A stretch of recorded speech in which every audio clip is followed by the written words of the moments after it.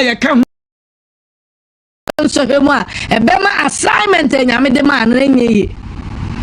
enti now no eniema bi omo yeti Bawumia 2024 ana ye nyina ye ka ho bi se nkoma na anye obi anya asua de na awurade nso akyerɛ kwampa ye fa so a na nimonyam ni tumi bedadi ti na make say this time there it is not going to fail again. Muslim part say ye mompa ye say after the primaries no Awurade be ma asumdue aba party the only thing MPP needs e asumdue the okay ye no kra na kabe baby sa Muslim part na okay e bi dem susu say e bia adan na Christopher because here beto aba no na ye say asofo bia sorry atia omo de na momo asori da bi ba ye nto aba e ma kremoni sa e ho kakra no wo ti adan na be ka kire atafo de ati keke ne ma e course no. Who's the spiritual father and the prophet Victor Kusi Manchi? Oh, okay. Okay. Oh, what spiritual father? Yeah, me bumwasi mo. Ah, dear. Who's the easy separate degree now? Papa ni nyame de na drubia keke obia obekune. Jai, a respected man of God. Me wa asole kese bi platform a sofo baako. Oya bibia no dey send me. No matter. Let's pray against the altar of Kusibuati. Maybe I would say, "Namima pushia ma papa." Asafu. Now he is becoming too powerful. Kege, ebia yesi eskafu omo tire omo pa obe sebi ojan free no. And so baby na the way niema no omo susu sebi na papa ni nya wo government bi kura na ntesa. But akoko nto wode bedwam. Me hoy me rendi ya me de ba nyi obi na di say me so wote wo ka mu kura what you say enti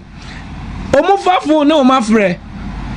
what you say titru ni helakis no asofo akesefo no ya freeway na we ya freeway ni we ya freeway kramofo mbeba beje o man na fa ebesise en omu gina puppet so a ense omu ka obi a members tie omu me say keke se me gina wona me gacha me members say keke ade a keke ton obefo mu obi entobia o mbeji medi yes enti me gina platform ka se keke ebeye o mampani a obe man kramofo atena ye so na ode niam bi keka ho a na mo hwe kramofo mo ntia asomase ne mi hu o man kramofo ne Christopher kat se Ghana da be ye nya nkrofo mo je sa de ne di it work for them. So what you say? Two, Bible say a fear asumdue nim nyankopon ani monyam ye de ema ho na MPP na no spiritually esa ya no ho tamfo. Bible say ni patamfo ni fiefo. There were a lot of things here spiritually a course wa any physically a course wa any free MPP for na mu empese Bawumia be di ade. Enti me interview be me katre Bawumia or Angel FM that time me so me Kwame Tanko program so say Bawumia nyintum se o ye janka uze asemo emu odu o obeka asem we me se Bawumia first say utrim se we ya janka na wo de Awurade aka kire me Awurade ka kire me say at long last ebeka die minute some of them are trusting womu no mu nam they will betray him well after he lost the election, he started seeing say, as someone me can say, Bawumia did to say we are jankano, abama name. Keke what must say? Omo no aneme omo na menye now omo bi na ka so onye competent. Omo onye decisive. Onye say what you say. And the time me can na ya asema mu otu and hear my interpretations. Many keke nam he ene keke enipa se de enipa te no enipa nyame se menu me hu se me yiro enipa se wan suro nipa a wonche wo wi ase what you say enti de be ye den na Bawumia hu se nipa wo ya odi machi no kura na nya akoma papa but that time no so we need to asafo na omo mpe na asem omo na nke be say occupy positions akese exactly but now no nyame te de o ya ase ti na me say da e bete na ase no onye nyame biem na nyame beso o mani hu eniema bi ohu omo a odi nachi omo asabi omo ensanso no egu onhu ana ese ombotom omo topete no omo a omo de dado atu o mani ti aso omo asabi omo kansa mfiri wonachi omo ne sere nanso omo tirimu no anya papa enti na Awurade se Bawumia o ye janka ayasema ne mu odu betimi aka se omo a aye lawyer ama no pa baby a untumi Gideon omo ni omo aka kakra bi untumi you very loyal person, very very very loyal. What is here oya de odina kuma nyina obie ni mu de ne hu nyina bebu sase omo ane bi pe running mate ni ade no nyo ma no ani bi mo pra service bi omo kan sama asabi etimi twe ne bafom bed ni nyame esira no ya no me no Awurade be ma next year ye to primaries ni ya Bawumia Awurade Nyankopon be ye na de foforo a nipa bedwi ho onte ase wa sum be ye onchew na num nsem ne be ye foforo na Awurade de ne moja ne tumi ne be dware no na obe ye no foforo ye na nipa be ka se enye we ni rejected no na nipa bedwen se sumna so ade ya to ya sabi onya be 41-42% no eye den na afre dia all kan sema Ghana fo agini tum Awurade be ye Bawumia ani ka asase ama wiase ni amansan nyina hunu se Nyankopon onye nipa no wadi atro na nyame ka se me say whether ebe mu ana amam whether nipa pa wonpo definitely Bawumia will be a president of this nation one day. And the prophet they all can say January 31st abana ye kwa akoto no yeah won say Bawumia ene be say win oh baby no crowd because the Asante radio figure amount because me be south say would you animal software be me Monday obuso say candidate be any yame choose no a che so omo catch and so don so ebedi nkuni omo de no bawo so de say Dr Bawumia ene be win come January 31st. I have decided say primaries no me ponchi ana me nye vocal eno chikraje no election me nye vocal okay because of the CNT but yeah so be can say this will be can say from 8th of December you Kennedy niema bi besisi am obia hu say o na ewi ni afa kura na all kan sama ese delegates abufu. I think you have seen it. Yeah. Me nkasa nya Maxi is a friend to me. Me no Maxi crowd ye me nia pa. Me na me bo asabi Awurade fa me so ma aginsam ewi ni ye. Swaman Frederick. John Kuma na de ne bra me wo fie. Ebebo mama na esi onua bi ho no nse na ya ndc seat what you say so okay a site what you say da pa wo Brian Hall sebi ohene ba miam ni ohene ba ma me wi ye wo enipa ye obi a waboa me pa ma me na atoshi enti ama ese me ye boko ma sole baba ko Steve Wana Kennedy na to know for you now. That is a camp also. Yes, yes, and me yes, Steve Crown, Mamuano. What you say? Because if Papa said the boss say so when you as obey the minister, one be minister one sorry. And Emma me percent primaries no make ho be bet what is written is written. Definitely after 31st no year 2 year atia M4 Bawumia will be declared as a winner of the primaries. Finito. Now right after that no so be dem say Dr Bawumia kra enye primaries no so win keke. And I was a ediato so say afterwards no so no obesa a contest ebe for president and year 2028. Yes keke aduma me kan say titru ni edifo a yes command 2024 amen obi anyere ne ho say rade be fa no so no redeem ni image keke senye nyame ensa wo me so pa when you say na ministry is at stake but me no MPP akere me do keke last year 31st obi eni wo wa Asante a sebi o first obi obeka so nya ni pa che me e wa senior park upon say we see ye nyina no Okay. What you say? Aha. Loyalty ehun hia. Petro Jesus se wo akwa ugina hoyi. Da bia wo yesese kira me se wo dom. Akokọ mom prensa no yi mi ama. O se me Awurade e ka se ye mukura me wu ama hwe no atwe no sika me sika nie. Ampa akokọ di kokoko wunim. Ogina wa no be se eje woni sa ahwe. O se me ni no. Me ko iza ho nyina am ko he ba bi oyi Yesu mai. Enti difo bia wa senkom ma Bawumia bia sebi amamu no. This is the time where ese usugu nyankopon so say Awurade na adan humi mobo said the bear no man ni nyina be hu say wo ye nyankopon ti Awurade kire utumi nyame bemma ni mudro ene ni tumi a ode ma wo no nipa hu say ampa eho na yensusu ema social media nye de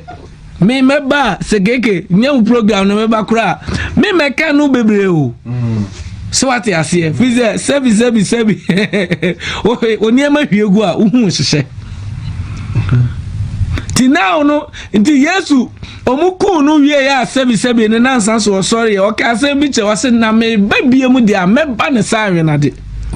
ti me maye we ya maba ya America primary sine general election ho asem me ko tu Yesu so say me second come ya maba me man say ogwama me man say mbeka we beda wiem ba me beda wan obeye say ni biem I'm coming like a wounded lion na me fight back ayire me ho say Kristo Yesu ani monyam a e wodam me so ma etol form na Awurade Nyankopɔn din Bible say kai ba bia ofri hwiase na sorry ti ba bia me de to form wo sebi 2024 no Awurade amama hu se woni tumi ne na kwankyere mu ne empaebo mu ne akwankyere mu no wo Yesu Kristo din obema ma sore agina hono e ho a na me kase nyame tiasefo animonyam se come 2029 7th January no Awurade na me so ebeba Bawumia ekuta akufufura no but prophet the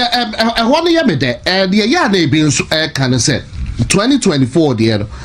who must have the AK butie ya na me pese be refer to as because obi ade ne otene ne oka but ibidum susu ye de say niema bia party foforo ye obo ye ya to the extent so obo kan nipa gudem dipa mba bonten amma mbeto aba na saade no obo ye no chocho obo ye so deep say ebeye den say ebesesa si say kra I don't know where so for dwene ho say go be saade be deep Appiah shase kra okay we ho kra de ba men ko bo kire de ye ma omo aye gufo mo de enya isam tetwa yeti asofo mpedifuo bi obo so ekasa ye de but as a prophet warrior prophet saade ya wo kasa Bawumia beba 2028 no dey na na Christ asase so no nyame nipa nyame fa no so ma sabi obi nyaba o se twam oduru wonu na sabi abofra na wu onyane no ya antibie mu ase obi nyane nipa Kristo nkwa ne timi nyane obi a wadi amu enanan wa asase so na se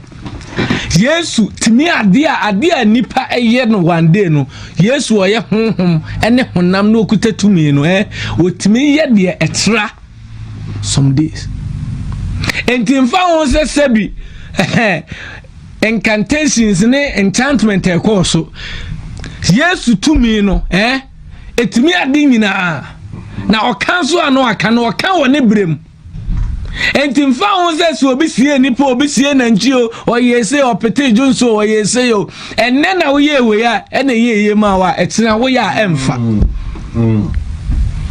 enti nyame ni ba nyane obi one day na be record be Yesu baaye no wa nyane obi anu wa wu one day obe nyane obi anu wa di nanan a sabi amu no mpobon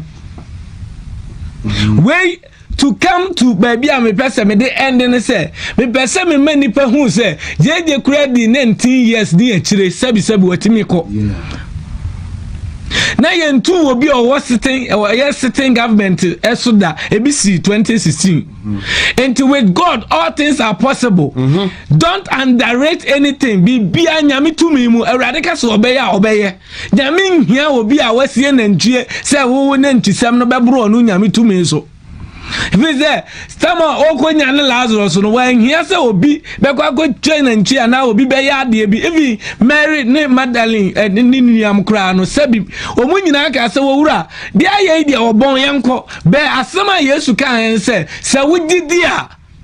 enti min wudidi wa Kristo Yesu mu se Bawumia nya ni daso ne resemu kese wa Awurade mu se kwan bia so no wo ye Lazarus now Awurade be nya ne no amana sa ba yeti asefo enti ni bansusu ena menko na msi hene ena menko na mampani manka wuntimi ntra akonya so ena muntimi nyese said de keke yen ya de atum se 2024 amamu no asofo ne bi nso nyintum se 2028 wo de amamu na so obi srewa enkoye se obedome no enkoye se ode macho bebo no because say keke me yi messages trewa hey ye di me maami atem ye di me tribe asante atem sebi me tiwai sebi enti obi wandisi mu a me mo branch no dem yi messages ni trewa wo hene ba fun so wo oman hene sompamu God mu nyina evidence enti keke ye pon me de be kire even to me extend say me tribe say santini aboa nyina wo oh nye kumasefo na mbeye sa Jesus Christ. Prophet, adia ba ko me fa we fam na afede me jaw na bia de opese wo de ba no so wo de aba. Aside Dr Bawumia,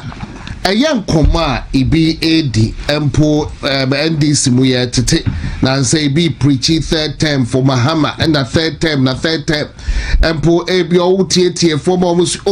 omo ehwe se Dr Bawumia na beba dia ene na chese omo behwe se bia President Mahama na beto because omo nyu bi e match no sa de bi wo no ma yete no ye say na fe wo behwe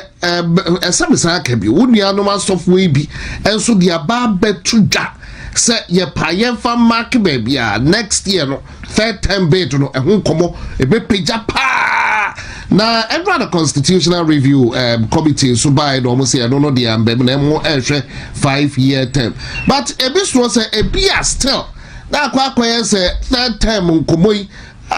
sofo bi so kase eno no chinchina ebebem no wan hwa na afa ba bi na agba bebo awrem dai na no uhu dai ni ya me ka kire ege eyese me say me hyen koma amam danse me manipa hu same de mafu nenam me asema me ke mama driver oni me ti say o sebi nye bibia na me kan okuku sebi so ye sofo nti wo de baabia me NDC wo me kuta 14 MPs anyway sikado ke tanyina sebi me anam ye ho adwuma deputy health minister Mami Grace unim keke the area no say boys no mum pass oliko so mum pass oliko enam yen asofo ye nyuma ne ye niema bi aye nti keke wa wonim se sebi adena wo pesa wo kan ebetimi a ede oman ne moye aba but because of be adam die kakra de amount enti mi pese mi busa se mi nuamon panimfo ne mi nuamon kuma e ba out be ka se mama be ko tetem na se sebi ya ba betu agu no nyame na katre wo mu ana se ye ma wo mu bibi se be ka ne test grounds no nwe keke ba chot mase Awurade na de suma because ABC or Bible mu nyame asoma ne di for say wo ko ntumi station o ba ekwan of us ko emfa o fa ne sei ne nyame nipa fofura sta ko gira so Awurade ne me nsoma be kasa say kwan na of us ba na afa so of us a sebi wo be hu nyame ani mu of us de na sie insisire ne nyata anye da anwe no enti sometimes yasa wo teni e Awurade nyankopon ansa no aka enfa wo obi wa government in power tibia obetimi am wanya visa to kwan obetimi am wanya bibi kakra bi enti kwan bi aso so obeka de enye nyame adwene da bi we a obeka ye na sebi ya betu agu de bi na wo beka atire nipa se sebi mi akura na Dimitrim na kan he ana se me de ma adwene na kan he ana ye se mi kutupa ana se na ye boapayo no ewiase na ye wono Bible sin nyame nsem shira na mo nipa yo de fo keke na nye obra adwuma ase bi mu se bi beda Land Cruiser mbetre cars akese no asofo no eye hia ya dodo dan se ye commanded na urade de say yensa sebi ye befa so no because ade na omo sese ba no enketimi de okon ba omamu ya anwene saa time kama ya hweye ni anante nyame akwan so anye nyame apede a time kama youth no be start say omo ma sorry bi because ye ni ye mboba ni yesu ni niema ye nyina nkyere nyame su ni nyame ye he say ade na me man go school bebre but emi nipa timi chire mu amete ase say even ka ebakura na nka ensi ma time yeah be yenya difo otimi ko mama best friend na oye sebi business e ho say sebi o say de papa yi bo adwuma yi de wa woni say de ba tete ma ye de ebe yi ye mfa no mara tete am pa na ni bana dina so de abesem kom because sebi ya pa bibi kakrama yemma yenka nyame adwuno na Elisha na Elia na Elijah mo no ombehunu amane kom de wo mu but at long last no nyame anya ade bi amfa nsan wo mu ho a eye twa obe reject wo mu dabi de ye bia yenka hu se bebu hu atan papa ne ya nyese difu ye da wo so ndi no ase da no bi beka se Ewurade manfa odi ansen komosi minimu so de sen kom papa na ufa na akwanso Ewurade beka so reject wo dabi kege mbacho watu basi dan se nipa timi ase da buapa etimi ayese kakra edi amame de kwan bia so kan de kan se ntoko besi odi na bebo ese me kwose honkom tinipa na hu se ade no kra enyeye kege nia ekono asofo yenye careful wey se nyame na ma what's the constitution again for review papa dey say on adwuma mu a and o mu ba out and get the first in come say ya dey be bromo dey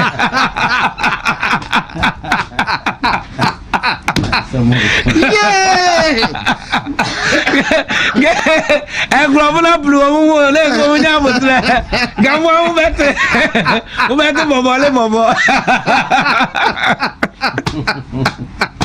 Asamo. Hey, that event again. Because don't say sad you the third term na the way you were third term and one na fedi and the move. E bi tie nsem na o de asem komu. Hey, uzo obi betuturu mu say untumi bedam 15 years. Yes. Foko abusa no tama maami Grace Cecilia Adapanya asem me ya na foko frɛ maami ne kasai na me coffee or Jamie number I told them me I was a ma who case the bear foolish case me nyame ka akere me say ensuo bia nim it happen me say to me case what dey say nyina yo ha wo ho a na papa wo tra ho am ye de untumi ato wo me matota ma badin wo na because before be ne NDC pani bia kwadi nkomonti untumi de ebejeri ni 15 years ampa so sana no mo nyina start kan ebejeri ni 15 years be nyankopon obu atentenene na nyame wo untumi I'm telling you say obetimi atane de be ye politicians o ye sofo kura ese o bom paye mano pa e ye wuntumi ye kanipa se bi wodi ni die ma urade nipa e ye wuntumi be kura meti ai mi swai wuntumi hu mi a obesori afira konyam e nya mi nipa humility enti na wutimi bopo ekwadie damudie obi obono ye nya sebi wo ye abusua bi obani breadwinner na utimi kwa jibi se me nkwa kantum se de untumi betum se de me se nkom se opuni nam no se de me se ma me sisiri adapago same thing na me se awurade nyankopo ani munyam nti untumi be fa ne ho adi. But the warrior prophet live on Wuntumi TV so the warrior prophet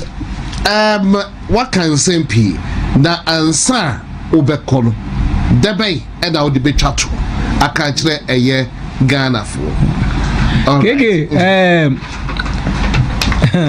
ensam de bebre ho na mame mo chama Wuntumi abaso pa keke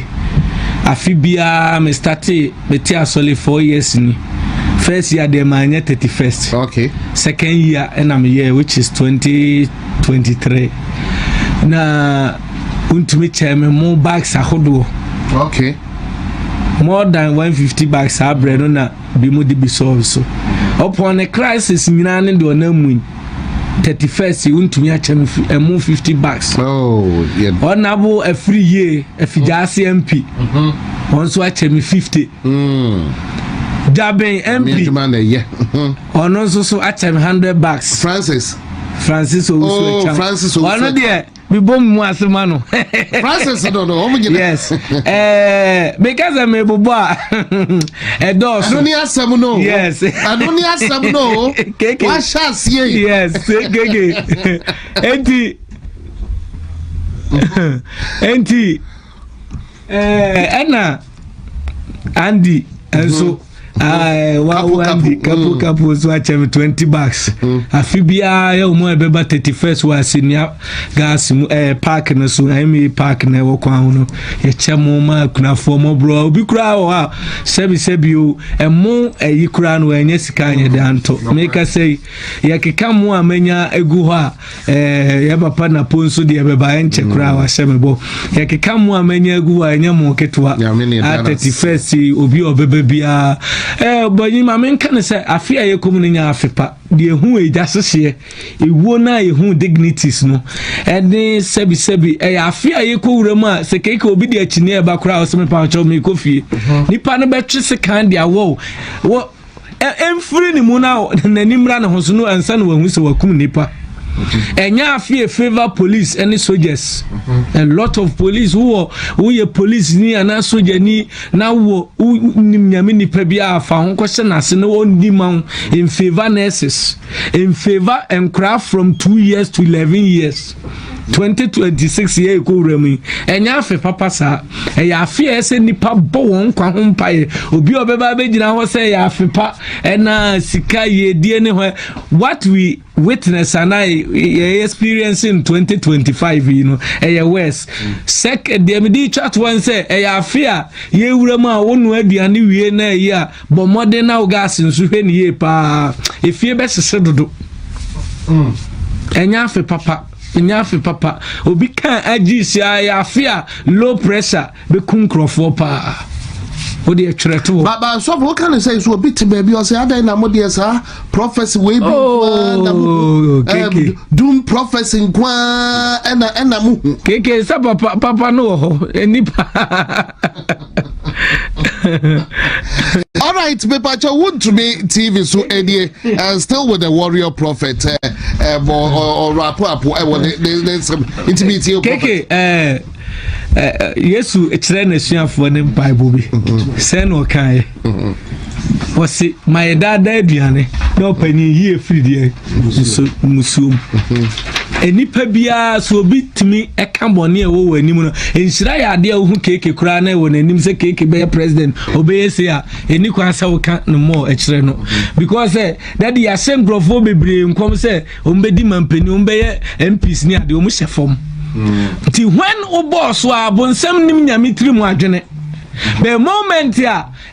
obeka keke beba be MP keke be MP then na bonsam asore se kwan bia aso no afi no nyuma ebede dia na obeye niema ebe chenso nti papa de bebre wo honom na emum no de be setuom ti body a eba na aka ho asem se de be nipa be ye ni da ho na nipa bompa yesu aguti asefo nyankopon so na awurade botaya o maye no abam sanse wi aso wo nkwa o wade de ade a efiri wonsa wonsan kan bi ma ye nkwa ti esra awurade nyankopon se 2026 ewura mu enkra mi ja VIP buses ni nyina hye ti asefo nyankopon sa se awurade mo ye ho ban from fences to esrem so sa kwan no